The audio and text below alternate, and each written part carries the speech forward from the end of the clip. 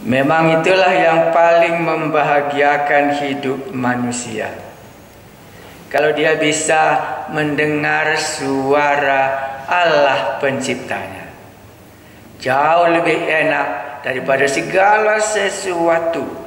Seperti bayi mendengar suara ibunya, maka terhiburlah hatinya. Jiwa kita sama. Waktu kita mendengar suara pencipta kita, suara juru selamat kita, dan suara Roh Kudus yang diam di dalam hati kita, maka terpenuhilah semua apa yang kita perlukan selama kita di bumi ini. Hari ini di Kabanjahe tidak turun hujan. Tadi malam turun hujan, nggak bisa kita kebaktian.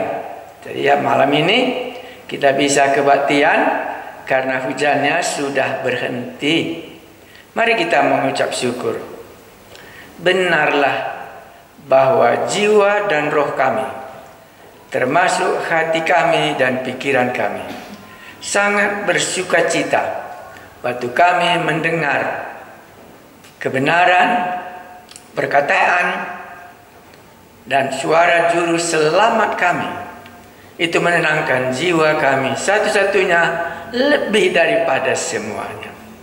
Terpujilah namamu, kalau boleh kami masih membaca cerita bagaimana Tuhan Yesus ada di bumi dan menyertai murid-murid-Mu. Berkatilah supaya kami dapat menangkapnya. Dalam nama Tuhan Yesus kami berdoa. Amin. Mari kita buka Kisah Rasul 13 ayat 50. Ke Ikonium, Listra, dan Derbe. Berangkat dari Yerusalem, Judea, Samaria, dan masuklah ujung dunia. Inilah salah satu nama kota di ujung dunia. Itulah Ikonium, Listra, dan Derbe. Ayat 50. Orang-orang Yahudi menghasut perempuan-perempuan terkemuka yang takut akan Allah dan pembesar-pembesar di kota itu. Dan mereka menimbulkan penganiayaan atas Paulus dan Barnabas dan mengusir mereka dari daerah itu. Apa yang dibuat orang ini kepada Paulus? Kata yang sangat sederhana adalah menganiaya dan mengusir mereka dari daerah itu. Ya, jadi kalau ada mapnya ya, tadi sudah aku kirim mapnya sama Anda ya, jadi bisa Anda lihat, oh sekarang dia di kota ini ya. Ya, itu cukup bagus sekali. Jadi di HP Anda yang punya apa, nanti kalau belum dapat saya akan kirimkan. Inilah misi Paulus yang pertama. Berangkat dari Antioquia, masuk dia ke Pulau Siprus. Dari Siprus tidak bisa kita lupa, itulah di Papos. Ya, di mana tinggal gubernur Siprus. Enak ini, mapnya ini bagus sekali, bisa kita teliti. Jadi untuk mempelajarinya lebih baik, ya kalau Anda mau mempelajarinya ya, coba tuliskan apa yang terjadi di dalam setiap kota. Terjadi maksudnya apa? Mujizat, khotbah, aniaya, tapi jangan lupa salah satu. Karena inilah tujuan Lukas menulis kepada Theophilus. Siapakah yang menjadi musuh? Itu jangan lupa. Karena teologi kisah para rasul itu seringkali disebutkan buku pembelaan pekerjaan Tuhan Yesus sesudah dia naik ke surga. Jadi Theophilus itu mau, Lukas itu mau supaya Theophilus ini mengerti sekali dari mana musuh ini datangnya. Makanya ini juga langsung ada musuh. Dari mana datangnya musuh itu? Sama dengan di Taman Eden. Dari mana datangnya musuh? Demikian juga nanti di dalam surat Keluaran. Dari mana datangnya musuh waktu Musa membawa mereka keluar dari Mesir. Makanya langsung Anda ingat di kitab Efesus ya. Iya, bahwa Apa katanya, musuh kita adalah bukan darah dan daging. Nah, karena ini yang mau diceritakannya supaya nyata bahwa musuh itu datangnya dari orang-orang ini, bukan dalam hubungannya dengan politik, bukan hubungannya dengan merusak hubungan dengan Rom, bukan itu. Makanya itu kalau kita membaca Kisah Rasul, kita tidak bisa lupa siapa di antara mereka ini yang mengganggu. Ya, kita sudah mulai dalam Stefanus ya. Kita sudah mulai dari Paulus ya. Jadi baru hari ini lagi jumpa lagi kita. Baru kedua, setiap kali tantangan, apa jalan keluarnya? Karena kalau kita di pihak Allah, apa dikatakan Gamaliel? Tidak dapat kamu binasakan. Tetapi ternyata nanti kamu menjadi bersalah di hadapan melawan Allah. Itu cukup jelas kah? Melawan Allah. Iya, bahwa kamu termasuk orang yang melawan Allah, menjadi musuh Allah. Mari kita baca. Ya, kalau itu Anda membacanya, saya kira Anda dapat melihatnya. Sehingga kalaulah seandainya Roh Kudus izinkan Anda mengambil bagian dalam pekerjaan Allah, besar atau kecil, Anda sudah memiliki program ini. Waktu Anda memulai pekerjaan Allah, langsung Anda lihat siapa musuh, sejauh mana dia bisa menghancurkannya, bagaimana Allah memberikan jalan keluar, bagaimana keberanian hamba Tuhan ini, bagaimana mukjizat terjadi, kebenaran apa yang dia ungkapkan. Maka tidak bisa kita lupa Kisah Rasul, peranan teologianya sangat penting sekali. Ya, mari kita baca. Kalau ini kurang lebih nanti saya ulang-ulangi. Jadi kalau Anda lihat foto ini, inilah tempat berangkatnya Assyria ya. Itulah berangkatnya Antioquia, itu dari Syria.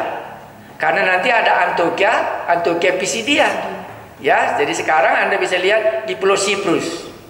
Jadi perjalanan misi ini kebanyakan kali di dalam lautan. Alasannya karena lalu lintas pada waktu itu belum ada jalan darat. Nah, inilah provinsi Sisilia, inilah provinsi Galatia, inilah Betania, inilah Pisidia. Karena misi tidak bisa tidak menyangkut orang dan menyangkut tempat dan menyangkut kota, karena dia akan pindah sampai ke ujung dunia. Oke. Saya ulangi sekali lagi. Kalau itu tadi sudah bisa, kupikir tadi Anda belum dapat mapnya. Kalau sudah ada mapnya, nanti Anda baca-baca lagi, langsung Anda ingat firman Tuhan. Ya, orang-orang Yahudi menghasut perempuan-perempuan terkemuka yang takut akan Allah dan pembesar-pembesar di kota itu. Ya, orang Yahudi yang mana? Pasti Anda katakan orang Yahudi yang dalam ayat 46 ya. Iya, karena ramai orang, mereka ini langsung iri hati. Ya, iri hatinya nggak berhenti di sini. Dilanjutkannya. Dan mereka menimbulkan penganiayaan atas Paulus dan Barnabas dan mengusir mereka dari daerah itu. Inilah dari pihak musuh. Tapi apa dari pihak Paulus? Akan tetapi Paulus dan Barnabas mengebaskan debu kaki mereka sebagai peringatan bagi orang-orang itu, lalu pergi ke Ikonium. Apa maksudnya mengebaskan debu? Ini pasti persis sekali dengan waktu Yesus mengutus murid-muridnya. Itu di Matius pasal 10. Ya, itu kita baca supaya nanti kalau Anda membacanya, kenapa tindakan Paulus dan Barnabas mengebaskan debu kaki mereka sebagai peringatan bagi orang itu, lalu pergi ke Ikonium. Iya, itu Matius pasal 10. Mereka Matius pasal 10 ayat 14. Jadi mereka tetap mengikuti apa yang dikatakan oleh Allah. Karena ini pekerjaan Allah, metodenya harus sama dengan metode yang diajarkan oleh Allah. Oh, jadi kita kalau memang melaksanakan pekerjaan Allah, kita harus perhatikan cara kerja kita. Apakah memang sesuai cara kerja orang ini dengan apa yang dikatakan oleh Allah yang mengutus dia? Nah, Matius pasal 10 ya, ayatnya yang ke-14 saya baca. 10 ayat 14. Itu waktu Tuhan Yesus mengutus murid-muridnya. Dan apabila seorang tidak menerima kamu, ini seorang ya, dan tidak mendengarkan perkataanmu, keluarlah dan tinggalkanlah rumah atau kota itu, dan kebaskanlah debunya dari kakimu. Aku berkata kepadamu, sesungguhnya pada hari penghakiman tanah Sodom dan Gomora akan lebih ringan tanggungannya daripada kota itu. Hukuman. Jadi kalau orang itu mengusir, Paulus menjatuhkan hukuman terhadap kota itu sendiri. Wah, hebat juga ya. Makanya kalau kita ingat pekerjaan Allah, tidak pernah menjadi netral. Semua akan digenapkannya. Itulah makanya dia berani mengebaskan debu kaki mereka sebagai peringatan hukuman akan jatuh kepada orang-orang Yahudi yang mengusir dan yang apa katanya tadi menganiaya mereka. Baru disambung lagi di sini, itulah ayat yang ke-52. Dan murid-murid di Antioquia penuh dengan sukacita dan dengan Roh Kudus. Ini sudah dua grup. Satu grup yang melawan. Siapa yang melawan itu? Itulah yang 46 dan ayat sampai 48. Kalau dalam 46 sampai 48 tadi dikatakan Paulus apa? Memang kamu tidak layak untuk mendapat hidup yang kekal. Genaplah kitab Nabi Yesaya ini kepadamu. Karena itu kami pindah kepada bangsa lain, sehingga bangsa-bangsa lain mendengarkan sukacita, karena kepada mereka layak Injil itu. Makanya kalau kita mengabarkan Injil dari satu sisi, harus kita tahu orang ini tidak layak mendengarkan Injil. Itulah alasannya. Maka ditolaknya saya waktu saya datang atas nama Tuhan Yesus. Maka di dalam hati kita secara prinsip, hukuman akan menimpa dia. Pada harinya lebih jahat daripada Sodom dan Gomora. Hukuman akan dijatuhkan. Dan itulah yang terbukti jatuhnya kota Yerusalem pada tahun 70. Karena mereka menolak. Apalagi sudah dikatakan dalam kitab Nabi-Nabi, barang siapa yang tidak mendengarkan Nabi ini akan dibinasakan. Nah, makanya di sini Paulus mengikuti apa yang dikatakan oleh Tuhan Yesus. Iya ya. Tetapi bagaimana grup yang lain? 52. Dan murid-murid di Antioquia penuh dengan sukacita karena bagi mereka lah kabar baik itu. Dan juga penuh dengan Roh Kudus. Memang inilah cerita gereja mula-mula. Itu yang mana? Itulah yang menerima Injil tadi, yang melawan Paulus. Jadi ada dua grup ya. Satu grup dengan sukacita, tapi satu grup menganiaya. Dan siapa yang menggerakkannya? Jangan kita lupa. Iya, provokatornya adalah orang-orang Yahudi. Inilah menghasutnya. Ya, yang dihasutnya itu perempuan-perempuan terkemuka dan juga pembesar. Baru diusirnya.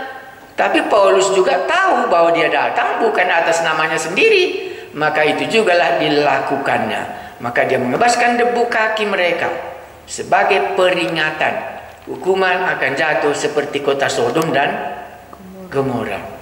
Jadi bolehkah kita berkecil hati kalau kita meninggalkan satu tempat atau satu rumah, atau satu kota, atau satu desa, atau satu bangsa, tidak diterimanya Injil?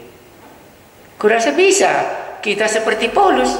Tapi mungkin kita ambil juga dari kitab Mazmur. Kurasa itu yang mungkin lebih positif.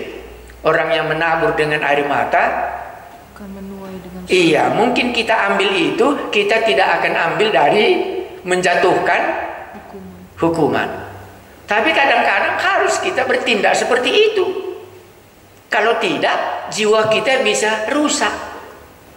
Memang aku nggak ada artinya. Cuma pekabar Injil kita bilang, kan bisa ya. Bisa kita tertekan. Akhirnya kita nanti tidak pede lagi dengan apa yang kita katakan. Ya, jadi kalau Anda tanya saya pede bukan main kalau dalam hal itu. Karena aku datang ini seringkali katakan, di dalam aku nasibmu, ke surga atau ke neraka. Kalau aku tidak memberitakan Injil, maka tidak ada keselamatan bagi kamu. Karena memang itulah tujuan kita datang. Motivasi kita juga benar. Sebagaimana Tuhan Yesus katakan, jadikanlah semua bangsa menjadi muridku. Jadi mana tahu ada yang tidak pede dalam kita ini mengabarkan Injil, berilah doa Anda supaya berani dan lakukanlah seperti yang dilakukan oleh Paulus di sini. Iya, baru kita sambung ayat 14. Ini kita sudah masuk 14. Di Iconium. Jadi sudah ditinggalkannya Antiokhia dengan murid-murid bersukacita dengan mengebaskan debu dari tanah mereka. Jadi kota itu sebagian kena hukuman, tetapi sebagian orang menjadi bersukacita dan penuh dengan Roh Kudus. Masuklah mereka ke Iconium. Di Iconium pun kedua rasul itu masuk ke rumah ibadat orang Yahudi. Ini jangan kita lupa ya. Karena kalau kita melaksanakan pekerjaan Allah, tak boleh kita lupa metode yang Tuhan kehendaki kita pakai. Jadi Paulus di sini metodenya senantiasa ke rumah ibadat orang Yahudi. Di Antiokhia Pisidia pun kan ke rumah orang Yahudi juga dia dulu. Duduk dia, barulah diberikan kesempatan kepada dia mengabarkan Injil. Ini juga sama, rumah ibadat orang Yahudi. Lalu mengajar sedemikian rupa sehingga sejumlah besar orang Yahudi dan orang Yunani menjadi percaya. Ini nggak dibuatnya khotbahnya, dibuatnya saja Pak. Iya, kesimpulannya karena mereka ini berasal dari Allah, maka kelihatanlah apa hasilnya. Jangan kita lupa, karena Injil, karena kisah para rasul mau menunjukkan hasil di dalam mereka pergi memberitakan Injil, karena mereka itu di pihak Allah dan yang lain itu di pihak musuh, yang mana mereka melawan Allah. Khotbahnya tidak diungkapkan di sini karena sudah khotbahnya panjang di Antiokhia Pisidia. Tetapi hasilnya apa? Sehingga sejumlah besar orang Yahudi dan orang Yunani menjadi percaya. Bertambahlah perkembangan orang yang percaya kepada Yesus. Karena itu tujuan penulisan Kisah Rasul, supaya semua bangsa menjadi murid sampai ke ujung bumi. Nah, ayat 2. Tetapi orang-orang Yahudi yang menolak pemberitaan mereka memanaskan hati orang-orang yang tidak mengenal Allah dan membuat mereka gusar terhadap saudara-saudara itu. Muncul lagi orang-orang Yahudi yang menolak dari kota Iconium. Kalau tadi dari kota Antiokhia Pisidia, ini orang Iconium juga muncul lagi. Ya, jadi nanti kalau demikian, kalau Anda mengabarkan Injil, harapkanlah muncul apa? Ya, makanya kami dulu kalau sudah siap kebangunan rohani dan kebangunan rohaninya bagus, saya sudah siap menerima bagaimanapun akan tidak bisa lagi dilanjutkan. Pasti suatu saat akan di-stop. Tetapi Injil sudah diberitakan. Itu harus ada persiapan waktu kita membaca ini. Jadi bisa kita mengabarkan Injil, senang kali orang. Tapi tunggulah tanggal mainnya. Yang tidak percaya nanti bagaimana? Pasti akan menolak. Jangan kita kecil hati. Iya, itulah di sini yang menjadi kekuatan hati kita. Memanaskan hati orang-orang yang tidak mengenal Allah dan membuat mereka gusar terhadap saudara-saudara itu. Paulus dan Barnabas tinggal beberapa waktu lamanya di situ. Dikasih lagi kesempatan. Mereka mengajar dengan berani. Ya, itulah doa mereka. Memang keberanian dalam dunia misi itu tidak itulah hal nomor 1. Karena tantangan besar. Berani ya. Ya, karena itu dikatakannya mereka mengajar dengan berani karena mereka percaya kepada Tuhan. Kenapa mereka berani? Bukan karena doa kalau di sini. Kalau di dalam Kisah Rasul sebelumnya kan minta mereka doa ya, supaya berikan Tuhan kepada kami keberanian dan ulurkanlah tanganmu untuk melaksanakan mujizat. Tapi dalam ayat ini lain rupanya. Iya, mereka mengajar dengan berani karena mereka percaya kepada Tuhan. Menurut Anda apa yang mereka percaya kepada Tuhan? Pasti jawabnya, karena nggak pernah nggak dilihatnya, nggak pernah nggak ada di mana saja dia mengabarkan Injil ada orang yang percaya. Dengan demikian dia tidak mundur dalam pemberitaan Injil itu. Karena memang juga kegagalan membuat orang bisa mundur. Tetapi keberhasilan bisa juga membuat kita senantiasa berani. Tetapi di sini karena imannya kepada Allah, tahu dia bahwa Allah akan membuat lagi sesuatu di tempat ini. Dilanjutkannya lah mengajar. Dan Tuhan menguatkan berita tentang kasih karunia-Nya dengan mengaruniakan kepada mereka kuasa untuk mengadakan tanda-tanda dan mujizat. Ya, bagus ya. Apa bagusnya?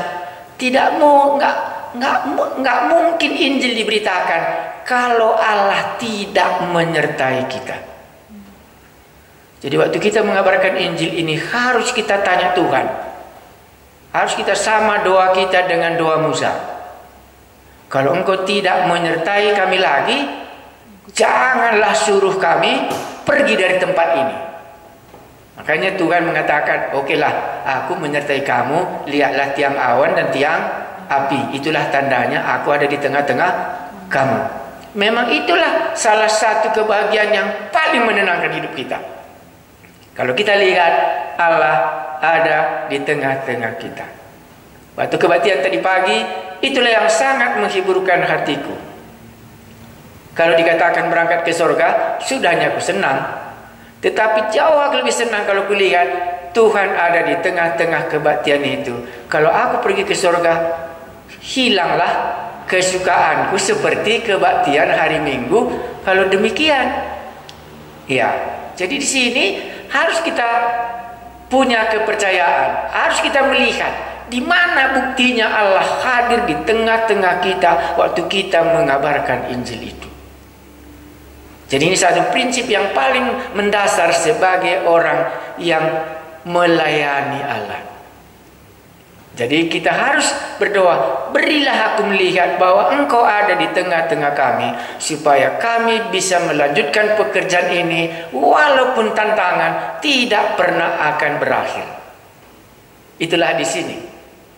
Dan dikatakannya tadi apa? Dan Tuhan menguatkan berita tentang kasih karunia-Nya dengan mengaruniakan kepada mereka kuasa untuk mengadakan tanda-tanda dan mujizat itu. Kita sudah belajar waktu itu kalau ada mujizat, itulah tandanya kerajaan Allah sudah berdiri. Walaupun kerajaan kegelapan juga ada yang mengusir, ada yang menghalangi. Itulah buktinya.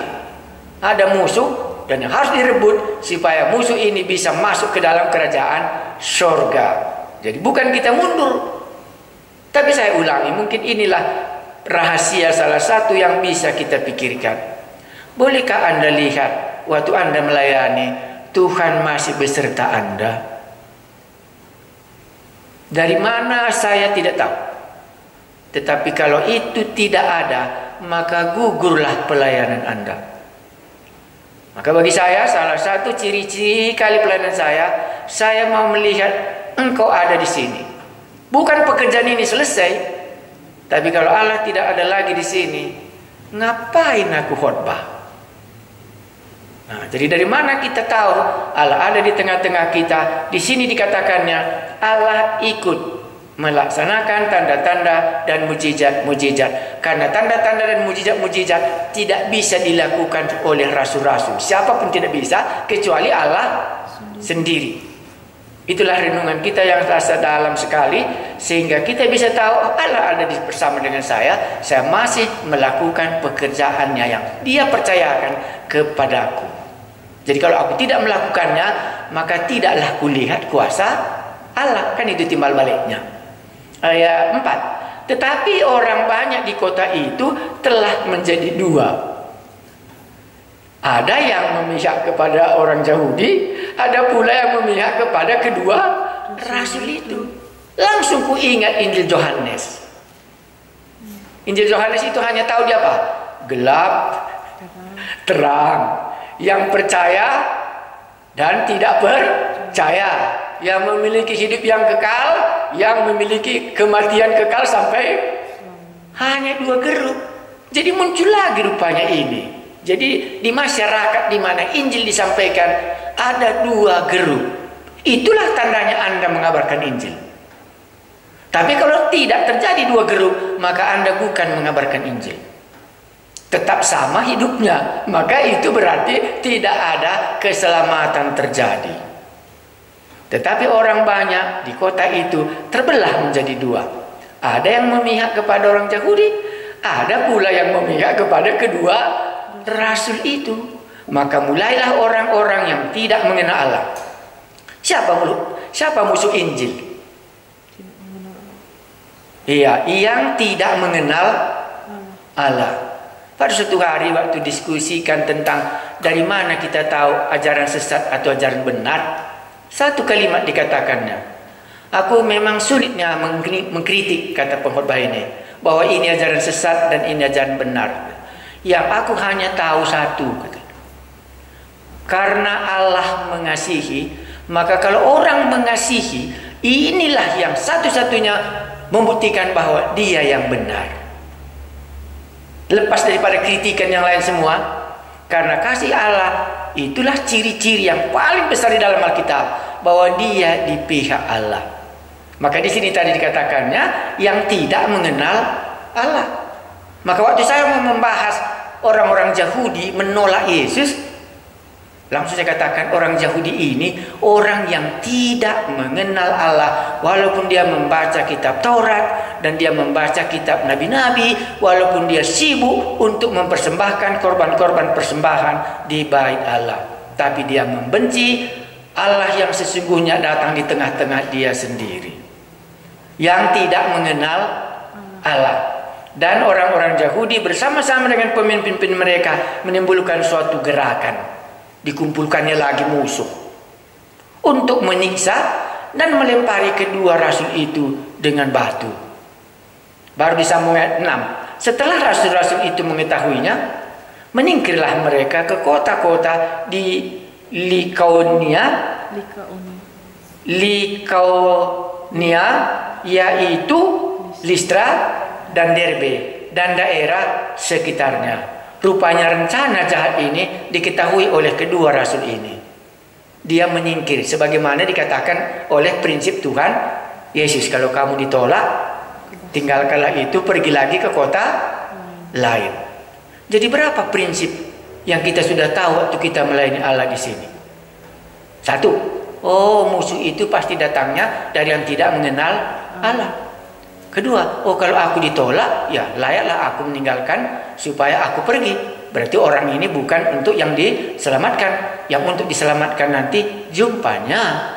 Nah, barulah dengan berani terus memberitakan Injil. Kalau Paulus strateginya masuk ke ke bait sinagog ya. Ya, ke rumah-rumah ibadat orang Yahudi. Jadi selama ini dia belum berkhotbah di jalan-jalan ataupun di pasar atau di halayak ramai. Ya, baru masuklah mereka kemana? Ayat 7. Di situ mereka memberitakan Injil. Enggak ada berita lain, cuma apa? Injil terus. Ya, itulah makanya Injil, berita Tuhan Yesus. Di Listra ada seorang yang duduk saja karena lemah kakinya dan lumpuh sejak ia dilahirkan dan belum pernah dapat berjalan. Situasi berbeda. Ya, ini bukan di bait Allah, bukan di rumah ibadat. Ya, ini di luar. Ada kemungkinannya di kota ini tidak ada rumah ibadat. Ini sudah lain daerahnya. semakin jauh meninggalkan pengaruh orang Israel. Makanya di sini di kota Listra ini nampaknya tidak ada. Dan Paulus hanya melihat ada satu orang di situ, orang lumpuh, dan dia belum bisa berjalan sejak dia lahir. Situasi orang sakit. Ia duduk mendengarkan. Ketika Paulus berbicara dan Paulus menatap dia dan melihat bahwa ia beriman dan dapat disembuhkan. Jadi waktu aku baca di sini, nggak ada penafsir mengungkapkan dari mana Paulus tahu bahwa orang lumpuh ini dapat disembuhkan. Waktu semua komentar ku pelajari, tak ada mereka berani mengungkapkan pasal ayat 9 ini. Hanya dikatakan si penulis bahwa ia beriman waktu mendengar khotbah dan dapat disembuhkan. Orang lumpuh. Petrus juga waktu itu kan orang lumpuh juga di Bait Allah. Ada lagi satu lagi rupanya orang lumpuh itu di pasal 9. Itu namanya rupanya Eneas. Pasal 9 itu 33 sampai 35. Yang sudah 8 tahun dia lumpuh dan Petrus ke situ. Dan inilah ketiga orang lumpuh yang disembuhkan dalam kisah para rasul ini. Alasannya kenapa? Katanya itu nanti Yesaya 35 jawabnya. Di mana Allah menyembuhkan orang yang sakit lumpuh. Karena kan kehadirannya tadi di sana adalah Allah hadir bersama-sama dengan hambanya itu. Maka orang lumpuh ini disembuhkannya. Nanti Anda bisa lihat kitab Nabi Yesaya-nya, Yesaya 35 itu. Ayat 5 dan 6. Jadi orang lumpuh disembuhkan, itu menunjukkan bahwa Allah ada di tengah-tengah orang itu. Tetapi bagaimana Paulus tahu bahwa orang lumpuh ini dapat disembuhkan? Dia beriman, nggak ada yang menceritakannya. Mungkin Anda bisa katakan, oh kurasa itu pengalaman Paulus waktu dia khotbah. Bisa dilihatnya orang ini sungguh-sungguh mengerti. Oh bisa orang ini dilihatnya sungguh-sungguh bisa disembuhkan. Nah dengan demikianlah singkatnya. Makanya penafsir kemungkinannya nggak berani mengutarakannya. Tapi Paulus mengetahui orang lumpuh di Listra ini cukup bagus untuk disembuhkan. Pada 10.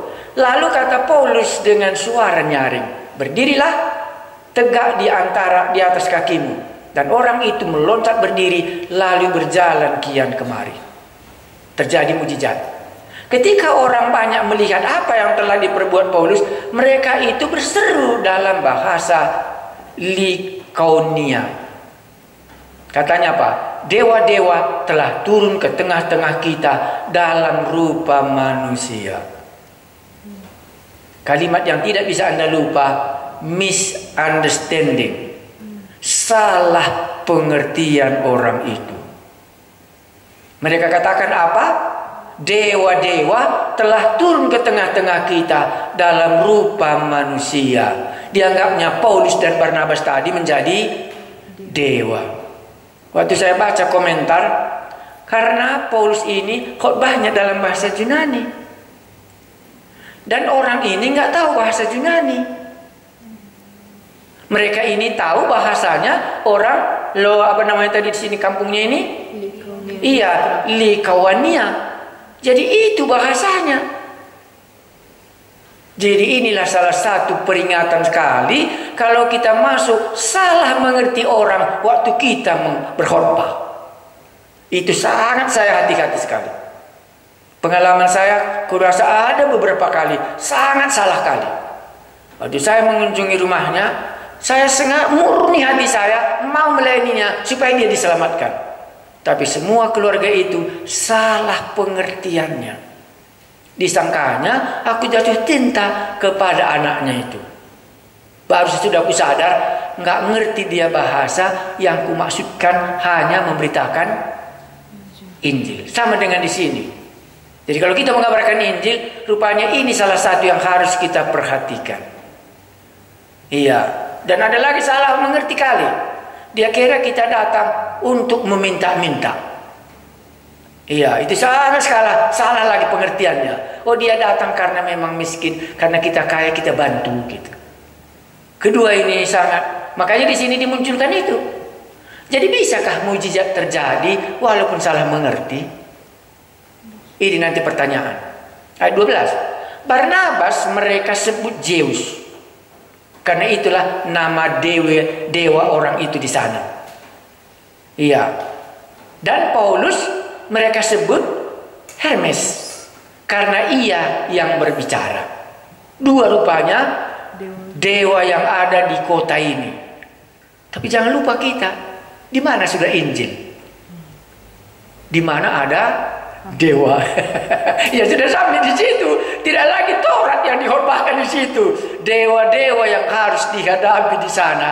Dan mujizat terjadi juga karena dilihat oleh Paulus orang yang lumpuh ini beriman. Jadi mungkin orang beriman ini bisa mendengar isi khotbahnya Paulus dan dia dapat mengerti. Tetapi orang ramai bukan itu yang dia tangkap. Dewa sudah turun, dewa yang kita puja ini sekarang sudah ada di tengah-tengah kita menjadi manusia. Ayat 13. Maka datanglah imam dewa Zeus yang kuilnya terletak di luar kota. Kalau Anda mengabarkan Injil, pernahkah Anda melihat kota atau desa atau rumah apa yang mereka sembah? Ini kan berkeliling. Iya, kalau saya biasanya itulah pertama saya lihat. Bagaimana keadaan di sini hubungannya dengan dewa. Kenapa? Karena setiap orang mau mencari pertolongan dari dewa yang diharapkan. Karena kita orang berdosa kan butuh pertolongan. Tapi karena dia nggak dengar Injil, diambilnya lah dewa-dewa yang dia tahu dari nenek moyang mereka. Maka datanglah imam dewa Zeus yang kuilnya terletak di luar kota, membawa lembu-lembu jantan dan karangan-karangan bunga ke pintu gerbang kota untuk mempersembahkan korban bersama-sama dengan orang banyak kepada rasul-rasul itu. Wah, berbahaya ya. Iya, dianggap dialah dewa itu menjelma menjadi manusia karena ada kuasa yang Tuhan berikan kepadanya. Tapi penafsir hanya mengatakan satu kalimat, lain bahasanya, sehingga orang ramai salah mengerti apa yang dikhotbahkan oleh Paulus walaupun terjadi kuasa Allah. Maka tadi saya langsung kali awali, kalau Anda mengabarkan Injil, yang pertama sekali perhatikan apakah mereka salah mengerti terhadap kita datang menceritakan Injil yang kita yakini murni, tetapi mereka salah mengerti. Mari kita sambung. Bagaimana jadinya? 14. Mendengar itu Barnabas dan Paulus mengoyakkan pakaian mereka. Lalu terjun ke tengah-tengah orang banyak itu sambil berseru, "Hai saudara sekalian, mengapa kamu berbuat demikian? Kami ini adalah manusia biasa sama seperti kamu. Kami ada di sini untuk memberitakan Injil kepada kamu supaya kamu meninggalkan perbuatan yang sia-sia ini dan berbalik kepada Allah yang hidup, yang telah menjadikan langit dan bumi, laut dan segala isinya." Lain khotbahnya tentang Allah yang menciptakan langit dan bumi. Dan 16. Dalam zaman yang lampau Allah membiarkan semua bangsa menuruti jalannya masing-masing. Namun ia bukan tidak menyatakan dirinya dengan berbagai-bagai kebajikan, yaitu dengan menurunkan hujan dari langit. Jadi khotbah di tengah-tengah pelbegu, hujan merupakan apa? Jangan nanti asal hujan, udah basah kita, nggak bisa niar. Kan bisa kita bilang ya. Nah, tetapi ini yang dikhotbahkannya, iya, bahwa dengan berbagai-bagai kebajikan, yaitu dengan menurunkan hujan dari langit. Baru apa lagi? Dan dengan memberikan musim-musim subur bagi kamu, yaitu memuaskan hatimu dengan makan dan kegembiraan. Jadi orang berbegu itu di situ dinyatakannya ada Allah. Orang Israel berbeda. Iya, ini khotbah kepada orang berbegu. Jadi kan kalau makan enak kan gembira kita. Tapi itu menunjukkan bahwa itu perbuatan Allah. Kalau turun hujan, itulah Allah menyatakan kuasanya. Kalau subur tanaman, bukankah itu pemberian Allah? Jadi Allah mungkin tidak menyatakannya, hanya caranya berbeda kepada umat Israel. Mau lebih dalam bagian ini? Nah, makanya waktu kita melihat cerita Allah di dalam umat Israel, Allah menyatakan dirinya dalam Antiokhia Pisidia, mulai dari orang Israel keluar dari tanah Mesir supaya Allah kelihatan. Tetapi di kota, di daerah Listra ini lain rupanya, nggak mereka mengerti cerita itu. Jadi dari mana kita tahu Allah? Lihat saja kalau turun hujan, itu kan kebajikan Allah. Ada lagi musim menanam, kan tanamanmu bisa subur, betul. Apalagi kata, ya waktu kau makan enak dan kau bergembira, kan itu perbuatan Allah. Betul. Kalau kita kan enggak ya. Kalau memang ayam goreng enaknya, kalau ikan asin ya enggak enak, kan begitu ya. Tapi di sini inilah dia masuknya menceritakan Injil. Kalau di bait Allah itu bukan dari situ Injilnya. Itu dari apa yang sudah tertulis dalam Taurat, sekarang sudah digenapkan di dalam kitab Musa, kau tidak bisa diselamatkan. Tetapi di sini dia masuk dari ciptaan Allah dan bagaimana Allah menyatakan diri dalam makan dan kegembiraan. Walaupun rasul-rasul itu berkata demikian, namun hampir-hampir tidak dapat mereka cegah. Orang banyak mempersembahkan korban kepada mereka. Suasana bukan memuji Tuhan, tetapi Paulus dan Barnabas menjadi dewa. Ya, ini yang pertama menjadi peringatan bagi kita. Baru ayat 19. Tetapi datanglah orang-orang Yahudi dari Antiokhia. Kembali lagi, kalau dari sini tadi dari Pelbegu dengan motivasinya yang murni memberikan korban persembahan kepada Zeusnya dan Hermesnya, karena dianggapnya mereka ini adalah dewanya sudah menjelma menjadi manusia. Komplitnya ngabarkan Injil itu banyaknya tantangan, tak tanggung-tanggung. Baru 19. Tetapi datanglah orang-orang Yahudi dari Antiokhia dan dari Ikonium, dan mereka membujuk orang banyak itu memihak mereka. Makanya tadi kurasa penafsir itu benar. Nggak mengerti mereka apa yang dikhotbahkan oleh Paulus dan Barnabas. Orang ini karena anggotanya sama kampungnya tahu bahasanya, diajaknya lah gabung dengan dia. Sesudah gabung, kan begitu gabung musuh tadi, lalu mereka melempari Paulus dengan batu dan menyeretnya keluar kota karena mereka menyangka bahwa ia telah mati. Teringatlah Paulus, dilemparnya siapa? Stefanus. Sekarang dia yang dilempari, diseret keluar kota. Barnabas nampaknya enggak. Paulus sendiri yang dilempari. Akan tetapi ketika murid-murid itu berdiri mengelilingi dia, bangkitlah ia, lalu masuk ke dalam kota. Keesokan harinya berangkatlah ia bersama-sama dengan Barnabas ke Derbe. Inilah kesan yang ada, kesembuhan yang sangat negatif. Tapi bukan berarti kuasa Allah tidak dinyatakan. Di sini pun mereka pikir, ya sudah mati dia, kita tinggalkanlah di situ. Tetapi murid-murid melihat, dan dia bangkit kembali, masuk dia ke kota, besoknya mereka meninggalkan kota itu lagi. Dan cerita ini banyak kali diceritakan Paulus waktu dia melayani orang Korintus. Jadi kalau Anda baca di Korintus, inilah ceritanya bagaimana dia dilempari sampai mati, dan diceritakannya lah di sini pengalamannya di daerah ini. Iya, jadi misinya di sini. Iya, kita lanjutkan, kita baca ya, dan sudah selesailah pelayanannya itu. Kita lanjutkan, kita baca. Paulus dan Barnabas memberitakan Injil di kota itu dan memperoleh banyak murid. Enggak mengecewakan ya. Ya, lalu kembali mereka ke Listra, ke tempat yang tadi, ke Ikonium dan ke Antiokhia Pisidia. Kan ini ketiga kota ini. Di tempat itu mereka menguatkan hati murid-murid itu dan menasehati mereka supaya mereka bertekun di dalam iman dan mengatakan bahwa untuk masuk ke dalam kerajaan Allah kita harus mengalami banyak sengsara. Ini yang sulit. Ini kan sulit kan? Karena sekarang kan kita mengikut Tuhan kan gak ada kesengsaraan kita. Tetapi ini yang terjadi karena memang pada waktu ini kan ini yang dialaminya. Setiap kota dia mengalami kesengsaraan. Dan setiap ini waktu dia menasihatkan murid-muridnya, itu yang dikatakannya. Tetapi Tuhan Yesus juga sama. Karena namaku kamu akan dianiaya. Jadi dalam renungan kita, bolehkah kita menarik kesimpulan ini? Atau beginikah seharusnya atau bukan? Ayat 23. Di tiap-tiap jemaat, rasul-rasul itu menetapkan penatua-penatua bagi jemaat itu. Jadi dipilihnya pemimpin-pemimpin.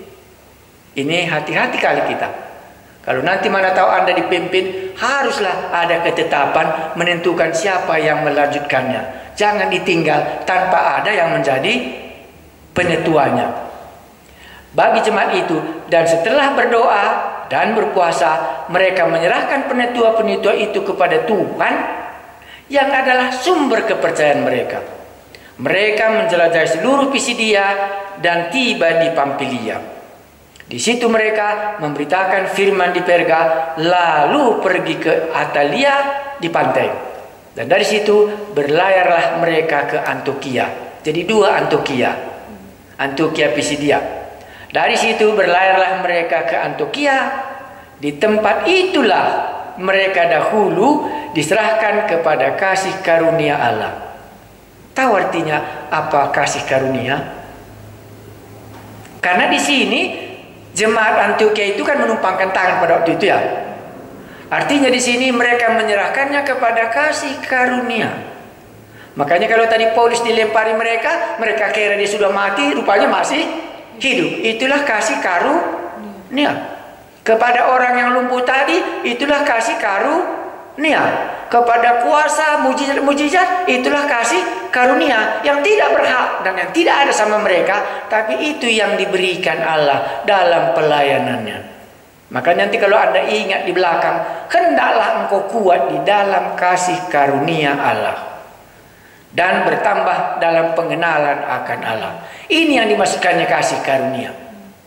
Maka di sini katakannya di tempat itulah mereka dahulu diserahkan kepada kasih karunia Allah untuk memulai pekerjaan yang telah mereka selesaikan. Setibanya di situ mereka memanggil jemaat berkumpul. Lalu mereka menceritakan segala sesuatu yang Allah lakukan dengan perantaraan mereka. Jadi pulanglah badan misi, pulanglah misionerinya Paulus dan Barnabas. Markus kan sudah duluan pulang. Iya.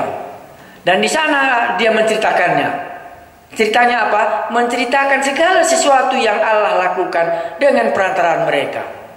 Apa yang dilakukan oleh Allah? Benarkah? Atau apa yang dilakukan oleh Paulus dan Barnabas? Hah? Karena kita ini kan di sini kita sangkutnya. Tapi kurasa nggak salah kita. Mereka menceritakan segala sesuatu yang Allah lakukan dengan perantaraan mereka, dan bahwa Ia telah membuka pintu bagi bangsa-bangsa lain kepada iman. Ini kita harus ingat. Apa yang dikerjakan Allah lewat Barnabas dan lewat Saulus ini. Dan ini diceritakannya kepada jemaat yang mengutusnya pada saat itu. Dan barulah disambungnya di sini. Mereka muncullah teologi mereka apa? Apa katanya? Iya, Allah telah membuka pintu bagi bangsa-bangsa lain kepada iman. Itu tambah pengenalan mereka akan Allahnya. Tadinya mereka tahu hanya untuk umat Israel. Sekarang mereka lihat bukan lagi kepada umat Israel saja, tapi kepada bangsa-bangsa lain pun. Bahwa Injil telah terbuka kepada mereka. Karena inilah yang diperbuat oleh Allah. Jadi untuk kita menceritakan perbuatan Allah, inilah yang harus kita lihat. bahwa Allah sudah membuka pintu bagi bangsa-bangsa lain untuk mendengar Injil. Di situ mereka lama tinggal bersama-sama dengan murid-murid. Kembalilah Paulus ke jemaat Antiokhia, di mana jemaat ini mengutus dia. Kembali dia diterima dan lama dia di kota Antiokhia ini sebelum nanti memulai penginjilannya, misinya yang kedua. Ya, apa yang kita bisa ceritakan dalam perjalanan misi tadi? Suka dan duka ya, itu kan nggak payah ya. Apa sukanya, apa dukanya? Ya, bagaimana firman Tuhan disampaikan dan bagaimana reaksi pendengar. Nah, itulah yang kalau kita membacanya, supaya waktu kita mengabarkan Injil ada pedoman yang kita lihat. Oh, jemaat mula-mula dulu waktu misi-misi mengabarkan Injil, inilah yang dibuatnya supaya pengenalan kita juga akan bertambah. Dan Tuhan sudah membuka pintu kepada yang lain. Karena kalau Tuhan tidak membukanya, maka Injil tidak berkembang. Nah, inilah yang dapat kita lihat. Kalau kita gariskan teologianya, bisa saja Anda katakan mujizat itu bukan saja terjadi di Bait Allah, kan begitu? Tapi mujizat itu juga terjadi di tengah-tengah orang-orang yang menyembah suku dewa Zeus sama dewa Hermes. Walaupun mungkin di kota ini tidak terjadi jemaat ya, karena kan nggak sempat dia khotbah dan dia langsung meninggalkan kota itu dan dia pergi ke tempat-tempat lain. Dan waktu selesai perjalanan pertama, dia tidak lupa mengangkat penatua. Dan yang sangat berkesan bagi saya ayat tadi, ayat 23. Dikatakannya di sini tadi apa? Mereka menyerahkan penatua itu kepada Tuhan, yang adalah sumber kepercayaan mereka. Jadi Paulus dan Barnabas mempercayakan semua yang sudah percaya ini kepada Tuhan, karena inilah sumber yang bisa memberikan hidup kepada mereka walaupun Paulus dan Barnabas akan meninggalkan mereka. Dan orang itu tinggal di kampungnya, dan disitulah nanti Injil. Dan disinilah nanti kita bisa baca 1 Petrus dan 2 Petrus. Inilah nanti daerahnya kalau kita membaca Asia Minor lah, menerima 1 dan 2 Petrus itu. Tetapi kita tidak bisa lupa mereka menyerahkannya kepada Tuhan, karena itulah sumber iman mereka, dan daripadanya lah kita hidup. Mari kita berdoa.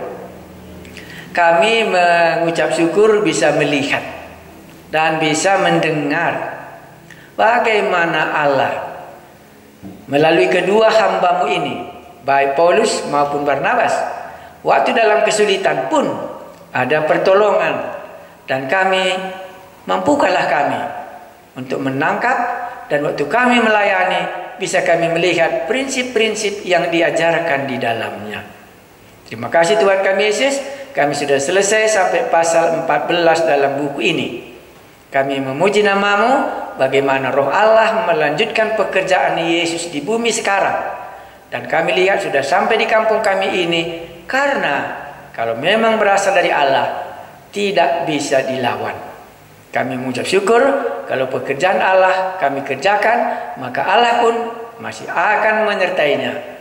Sehingga pekerjaan ini bukan pekerjaan kami, tapi pekerjaan Allah sendiri. Kami mengucap syukur karena sukacita di hadapan-Mu. Dalam nama Tuhan Yesus kami berdoa. Amin.